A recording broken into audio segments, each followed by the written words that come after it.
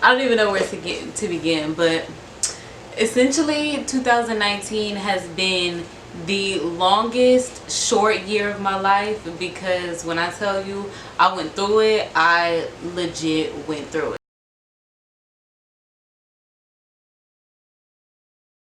Basically, this story time is going to be my experience, how I found out I have endometriosis, my surgery when I got my ovary removed, my tubes removed, a cyst removed.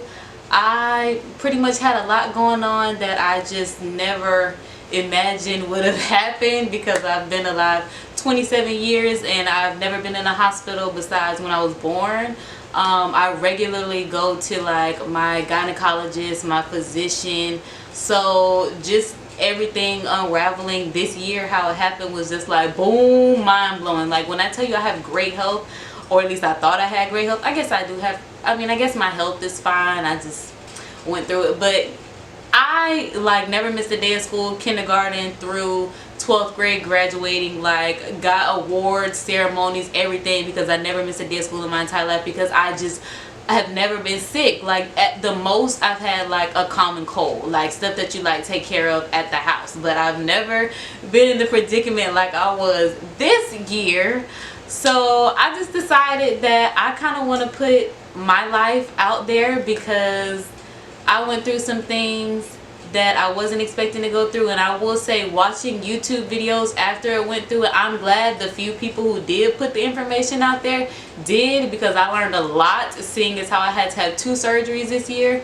After my first surgery, I did a lot of research, and then I had my second surgery, so I was a lot more prepared, because I found like real people who went through the same things that I did. And I like I said, I just want to put it out there. I feel like I'm more so an activist for everything that I went through now, because I had no idea endometriosis even existed. Like I had never heard of that before, and it's crazy because now, after going through this situation, I like even hear about endometriosis on TV shows. I see, like, you know how those little like commercials for like old people, I hate to say old people, but like the medicine commercials and stuff like that, like I actually see like stuff that I've actually tried and used, and because I have endometriosis. So it's just crazy just learning about everything. So I just kind of want to, you know, put it out there.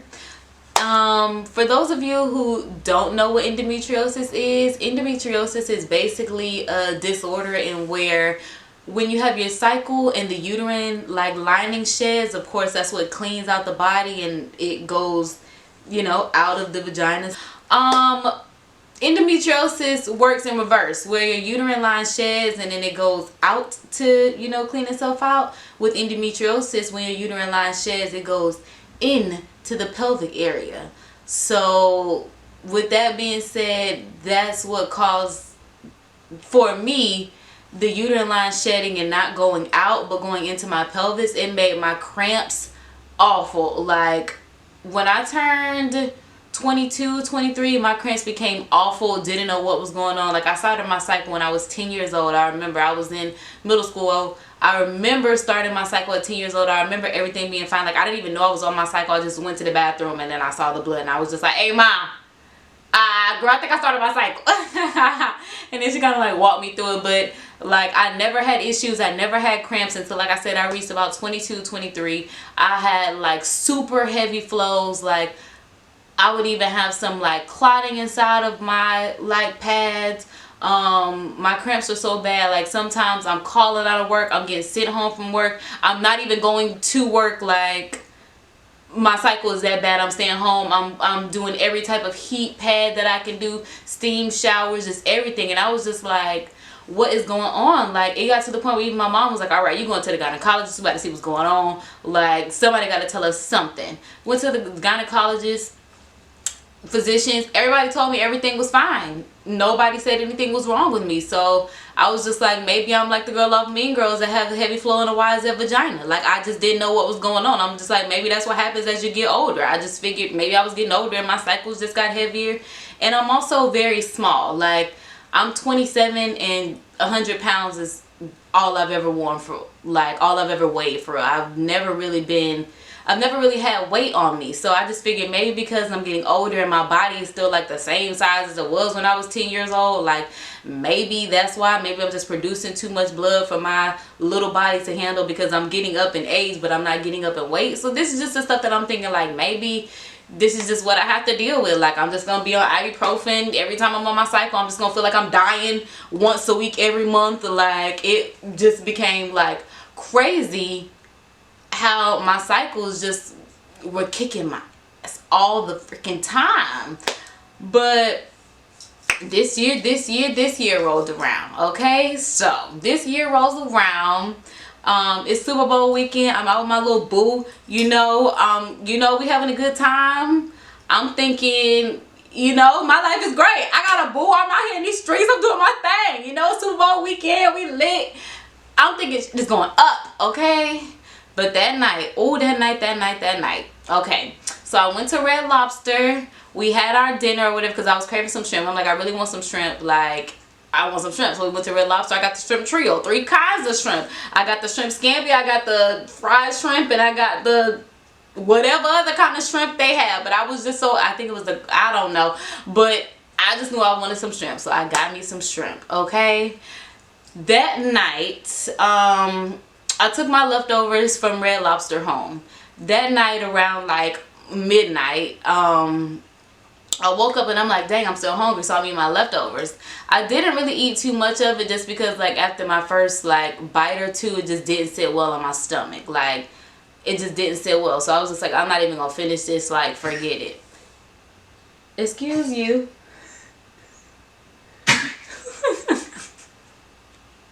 Excuse my dog. So an hour passes maybe and my stomach starts hurting. So I go to the bathroom, I sit on the toilet, and when I tell you I just had diarrhea out of this world, it was just non-stop.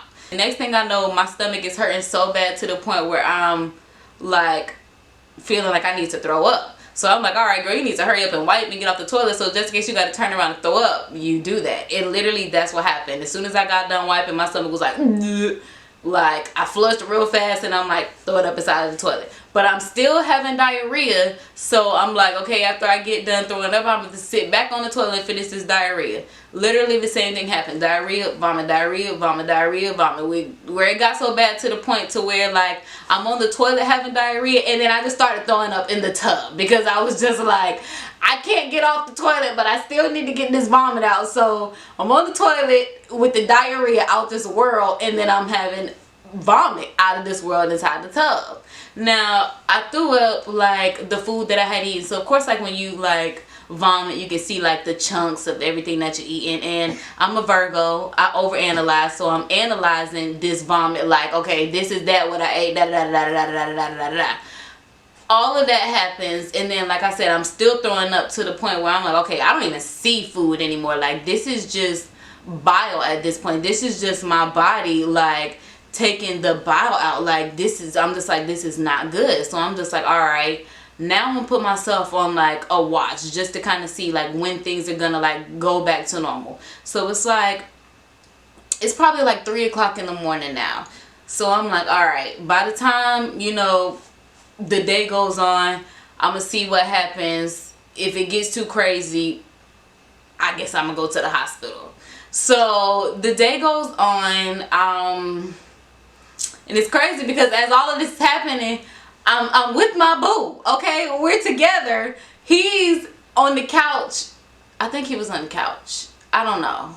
We had like a hotel suite where it was like the bed and then the couch. I don't know if he was in the bed and I was on the couch. I don't remember where I just know he was asleep and I'm in the bathroom. So finally he wakes up at like 3 a.m. and he's just like, are you okay? And I'm on the floor like, no, I'm dying.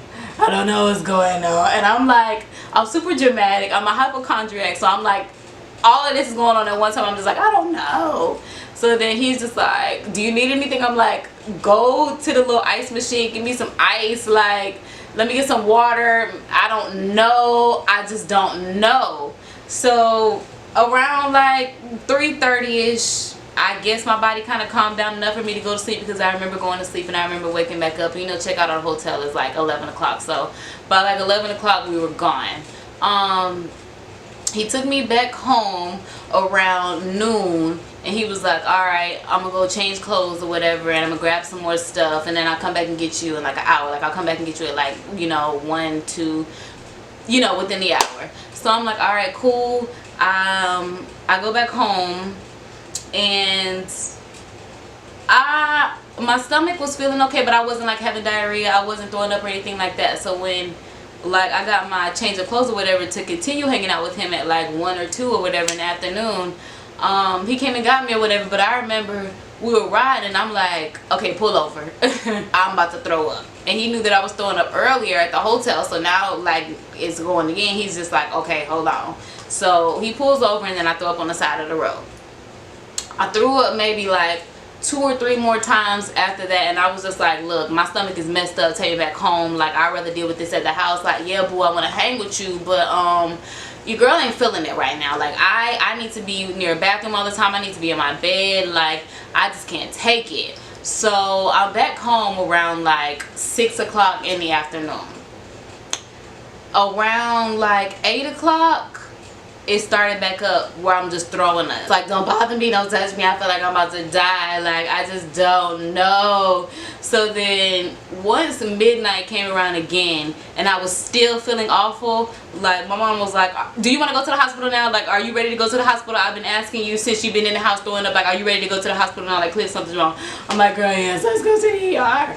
So she's like, alright, get your license, get your insurance, we about to hit it. So like, I remember this is how I knew my mama loved me, boy, because when I tell you, I know from where we live into where the ER is 7 minutes away from the house.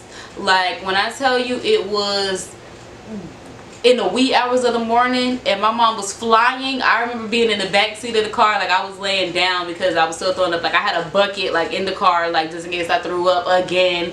And I'm just like, oh my god, like it just, I felt like I was in a plane, like literally flying. My mom was just like, get my child to the ER now. Like, I swear she had to have been these.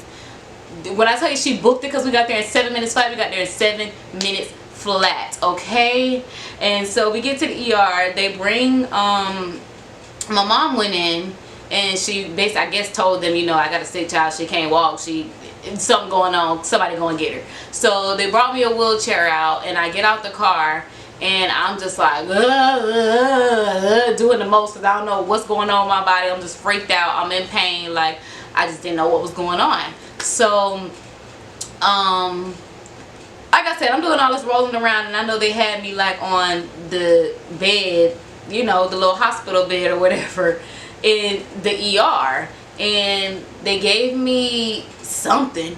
I don't know what it was. They gave me something just to kind of like numb the pain. So they gave me the IV, they gave me that, and honestly, I don't remember what happened, because the next thing I know, I remember in the back of my mind, subconsciously, they were transporting me from the ER to the actual hospital. Like, because I just went to like the emergency care ER because, like I said, it was the wee hours of the morning. But I remember in the back of my mind, I remember getting into the actual ambulance, because the ambulance transported me from the ER to the hospital. Like, I don't remember if they had the sirens on or anything like that, but I know they boarded me up in the back of that ambulance and they took me to the hospital, and that's how I knew it was crazy. So when I get to the hospital, I don't remember much, because at this point, like I said, whatever they gave me in the ER to calm me down, it worked, boy. It worked, because it's a lot that I just don't remember. And I don't know, because it was crazy. I was in ICU, I know that much. Like, it was like life or death. I remember the nurse told me if I would have waited another hour, I would have been dead. And I'm just like, what? Like, because I was throwing up so much, like I was literally losing, like I said, the bile, everything. My body was just like, no. I'm just like, this is crazy. Like, what is going on? Like, from what I can recall, I remember waking up Like, these are the few things that I do remember being in ICU. I was peeing and pooping inside of this, use like a bedpan. Like, I wasn't allowed to like get out of the bed or anything like that. Like, but I had to have a CT scan. Maybe that's where we're at, like the CT scan, because that's how they found out that I had a large cyst on my ovary, and they were telling me that it needed to be surgically removed. Like, they had to cut inside of my abdomen to remove the cyst. And I'm just like, what? Like, I have a cyst? Like, what is going on? I don't know where I'm at with this story. This shit is crazy. I don't even know what just happened with my life in 2019. I literally don't know. It's just November and here I am. Thank God. Shit, I don't know. The few things that I do remember from being in the ICU is, I remember they had on like these yellow suits, like the yellow hazard suits from like Monsters Inc. And I'm just like, what is going on? Like, why does everybody have this on? And then my auntie comes up to me and she's like, baby. And I'm like, oh shit, she talking in a soft voice, like, what is going on? Like, my mom is the most vocal person I know. If my mom's not saying anything, that means she's scared. Like, what is going on? My auntie's like, they think you might be septic, so they're just running their tests. They're just running some tests. And I'm like, wait, what is septic, auntie? Like, what do that mean? She's like, septic means your organs are failing. I'm like, my organs failing? She like, they don't know if your organs are failing, that's why they're running the test. But just to be cautious, you know, that's just what they're thinking. I'm just like, oh my God, what is going on? Like, I'm about to die, my organs failing. Like, what is going on? Jesus.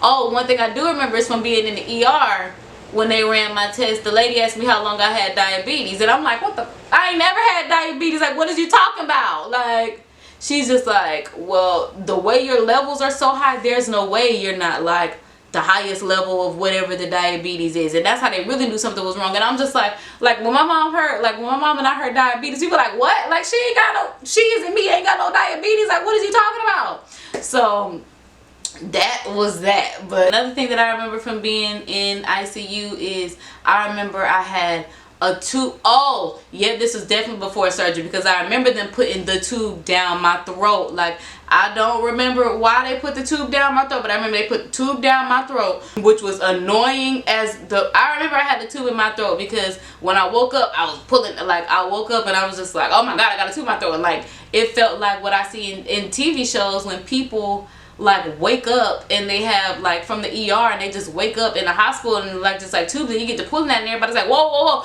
And I'm like, yeah, whoa, whoa, whoa, the fuck is this tube doing in my mouth? Like, somebody let me know what's going on. Like, I remember her putting the tube through my nose, which hurt like hell. I swore she broke like the inside bridge of my nose trying to put that thing in there. Like, I had, like, it was a lot. Like, to have a tube down your throat and your nose. Like, I swear I had a tube in every hole in my body at this point, like dealing with this surgery. It is crazy what I had to go through.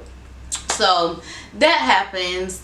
So I guess that all happened in the ICU, because I remember I got put into like the actual like recovery room on the actual floor, and from there, that's when my surgeon came in, was like, all right, so this is the surgery that we're gonna do. Since we saw that you had the cyst, we're gonna go in and we're gonna take it out, and we're just gonna kind of see. And they told me I had a small bowel obstruction, and they said they had to go in, surgically remove it and untwist it, and while they were doing that, they were going to go ahead and remove the cyst. And I'm just like, and they were like, hopefully with, you know, dang, this truck loud delivering packages, gosh. But they were like, and then hopefully that's going to, you know, take away all the pain that you had been experiencing, yada yada yada. I said, it sounds like y'all been gonna be doing some exploratory research on me, like. And he was like, essentially, yeah, that's what we're doing. And I'm just like, oh my God, here we go. So it is what it is. And I'm just like, well, I'm already at the hospital. I guess I'm finna get wheeled into surgery. Like I said, I've never been to the hospital before, never broken a bone, never had anything more than a common cold. So I'm just like, I'm on hella drugs at this point. They shooting everything in my IV just to keep me calm. Like, so I'm just like, well, I guess I'm going into surgery. Like, I remember being at the hospital and they're like, two visitors per stand. Child, mama called the whole Calvary, the whole family. When I tell you, my friends, my family, extended family, everybody was there. Like, I'm like, they finna put these people out. No, they ain't make nobody go. And I tell you, my people's is riders. My people's is riders. Like, when I tell you, like, if as alone as I felt my whole life, I knew during that experience my people was gonna ride for me. If I was gonna go out, everybody was gonna be there when I went out, and that just touched my heart. Touched my heart. I was just so in love with everybody. Everybody that was there for me gonna be with me for L, unless they do some messed up stuff, then I cut them off. But other than that, they in my good graces. Anyway, so I do the surgery, and when they basically told me what happened after the surgery, they were like, yeah, we did remove the cyst. We had to go ahead and take the whole ovary, so she doesn't have a left ovary at this point. She doesn't have any like fallopian tubes, or I think I'm pronouncing it right. She doesn't have any like tubes or anything like that. And they were like, and we also took her appendix, so if anything were to happen in the future, we can automatically rule out an appendicitis. So I'm just like, yo, like what? Like y'all took my appendix too. Ain't nobody approved that, but whatever, here we are. So I got staples after that surgery. I was in the hospital for 20 days straight. Yeah, like I said, I was there Super Bowl weekend, which is beginning of February. I left at the end of February. I ended up going through I had to do physical therapy at the hospital. Like when I tell you I had to relearn how to walk, I had to relearn how to breathe. Like just after that surgery, it was just crazy. Like I didn't know stuff like what I went through. I didn't know stuff like that happens to the body, because even when I got home, I went through muscle atrophy. Like literally going through muscle atrophy was the worst. Like I could wrap my fingers around my arm and like they would touch, like it would like I was literally just a bone. Like I was so scared, like going to sleep. I'm like, dang, one day my mom's gonna come in here and I'm not gonna be alive. Like I literally felt myself deteriorating. I just literally thought that I was going to be a goner. Like muscle atrophy scared the crap out of me, because like even like look, when I tell you, like I've always had a little butt. Like I said, I've never been more than 100 pounds, but I always had like a handful of booty. Like I had a little handful of booty, and when I tell you that was gone, like people always told me I had no ass. No, baby, I had a handful of booty, but going through muscle atrophy, I had no booty at all. Like literally the skin on my butt was sagging. Like I looked in the mirror, and when I turned around, there was nothing but flat backbone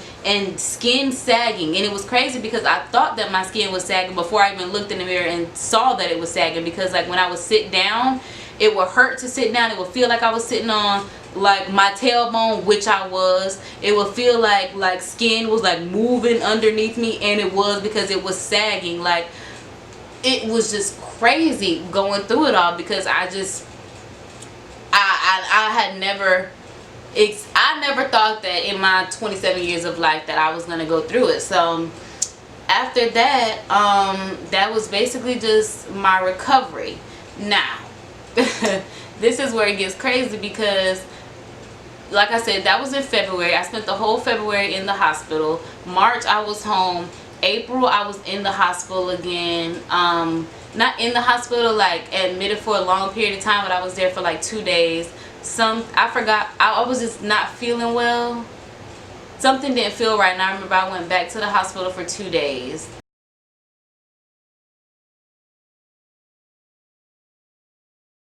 Even after that, like I was in and out of the hospital, that I knew something was wrong, which led up to my second surgery. So I'm in the hospital. It was my birthday had come, August. I spent my birthday in the actual ER because I was trying to wait. I'm just like, because I want to go out on my birthday. I want to feel good. Like I was feeling like the pain, but I was just trying to like let it, trying not to believe that I was in pain. But finally on my birthday, I was just like, girl, you're not going out anyway, like just go to the ER. So I went to the ER, and basically they told me that I had another cyst growing on the one ovary that I had left, and they were just like, it is big again, it looks like it could be cancerous, so we're gonna have to go and do another surgery, which is what I'm recovering from now, which was my second surgery. Thank God it was not cancerous, but I did have to go in, have surgery again, and now, like I said, I'm just recovering. Even from then, I found out that apparently I'm anemic, so that's something that I'm learning to deal with now. But just overall in general, but basically, like I said, I just wanted to make this a video because it is a documentation. And also at this point, since I have my ovaries removed, I have my tubes removed, and I only have a little piece of my right ovary. I have like 20% of my right ovary left. I want to know how women who cannot have kids naturally feel. I'm only 27. I've always thought I was going to be a mom, always thought I was going to be a wife, and just knowing that I can't have kids naturally with my own DNA, I'm not really sure how that's affecting me. I'm trying to be strong, play it cool, like it doesn't bother me, because I don't want to have to deal with no kids for real anyway. Like, I like being TTK, sending them back, you know, but I just don't like when people can't, like, tell me that I can't do something. So just not being able to have kids like naturally, like I always thought I would. I just want to know how women feel, like having to take the surrogacy route, or having to use somebody's egg just so that they can feel the little kicks from having a baby, and you know, the little butterflies that you get. But I feel like it sucks now that I won't be able to ever like get the oops moment of like, oops, I'm pregnant. Like, took a pregnancy test and dang, it actually does say I'm pregnant. And ooh, I've been feeling like I'm pregnant, and here I am at the doctor and they're telling me that I'm pregnant. Like, I always thought I would have that moment of finding out that I'm pregnant, and just knowing that unless I have a baby by immaculate conception, it's just not going to happen for me naturally according to science. But luckily I live in a supernatural world. My God is amazing, which is why I have my channel, The Supernatural Showgirl, because I believe I'm very spiritual. I'm very cosmic, so I'm just hoping God got some